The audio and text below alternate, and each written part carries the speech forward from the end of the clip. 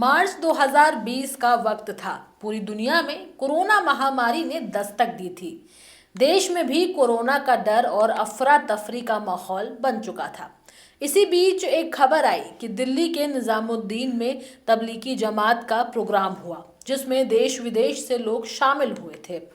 फिर अचानक मीडिया और सोशल मीडिया पर एक नारा गूंजने लगा, कोरोना फैलाने वाले मुसलमान। लोगों ने मुसलमानों को कोरोना जिहाद और सुपर स्प्रेडर जैसे नामों से बदनाम किया। ये कहानी उन 70 लोगों की है जो 5 साल बाद 18 जुलाई 2025 को अदालत में बेकसूर साबित हुए थे। आज इस रिपोर्ट में बताएंगे कि कोरोना काल के दौरान ये कहानी कहां से शुरू हुई, विक्टिम्स का क्या कहना है और कोर्ट की तरफ से क्या फैसला सामने आया। सबका जवाब जानेंगे। नमस्कार, आप देख रहे हैं न्यूज टाइम में आपके साथ तनु चतुर्वेदी। चलिए इस खबर को बारीकी से समझते हैं। दरअसल ये कहानी शुरू होती है साल 2020 से, जहां दिल्ली के निजामुद्दीन मरकज में तबलीगी जमात की मुख्य धार्मिक सभा थी, जिसमें देश विदेश से हजारों लोग आए हुए थे। 13 मार्च 2020 में दिल्ली सरकार का आदेश आया कि कोविड महामारी के खतरे को देखते हुए स्पोर्ट्स, कॉन्फ्रेंस और सेमिनार में 200 से ज्यादा लोग इकट्ठा नहीं हो सकेंगे। फिर 16 मार्च 2020 को दिल्ली सरकार का एक और आदेश आया, जिसमें सामाजिक, सांस्कृतिक, धार्मिक और राजनीतिक प्रोग्राम में लोगों की संख्या 50 तक सीमित कर दी गई। 21 मार्च 2020 में केंद्रीय गृह मंत्रालय ने बताया कि भारत में तबलीगी जमात के 1000 से ज्यादा विदेशी सदस्य थे। मंत्रालय ने इसकी मेडिकल स्क्रीनिंग कराने का आदेश दिया, जिस दौरान मरकज में ठहरे 24 लोग पॉजिटिव मिले, जिसके बाद मरकज खाली करा के बंद करा दिया गया। फिर जाकर 31 मार्च 2020 तक दिल्ली पुलिस की क्राइम ब्रांच ने आयोजकों के खिलाफ केस दर्ज किया। चलिए अब आपको बताते हैं कि इस मामले में जिन लोगों पर केस दर्ज हुआ उनका क्या कहना है। दरअसल दिल्ली के चांदनी महल के एक छोटी सी मस्जिद में पिछले 25 सालों से इमामत कर रहे मोहम्मद अनवर मार्च 2020 में उनके पास कुछ विदेशी जमाती रुके हुए थे। सरकार का आदेश था जहां हैं वहीं रहें, इसलिए उन्होंने किसी को मस्जिद से निकाला नहीं। कुछ दिन बाद पुलिस पहुंची और उन्हें थाने ले गई। मोहम्मद अनवर ने बताया कि पुलिस वालों ने उनके साथ बदसलूकी की।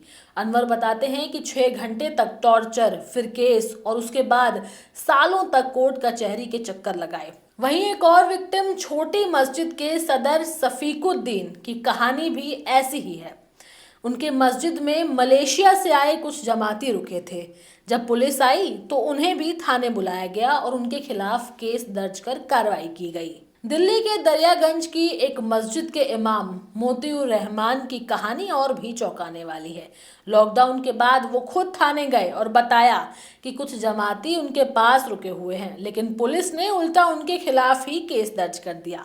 उन्होंने बताया कि मैंने कानून का पालन किया, फिर भी गुनहगार बना दिया गया। पुलिस का व्यवहार ऐसा था जैसे उन्होंने आतंकवादियों को पनाह दी हो। कोरोना काल के दौरान जिन लोगों पर केस किया गया वो बेगुनाह तो साबित हो गए, लेकिन अभी तक वो अपनी बेगुनाही का सबूत दे रहे हैं।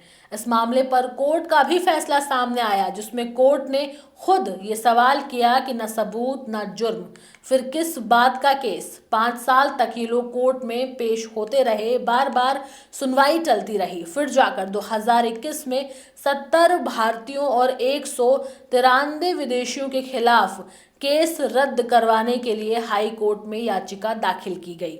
उधर हाई कोर्ट ने भी अपना रुख साफ किया और कहा कि कोई ऐसा सबूत नहीं है कि इन्होंने सरकार का आदेश तोड़ा हो।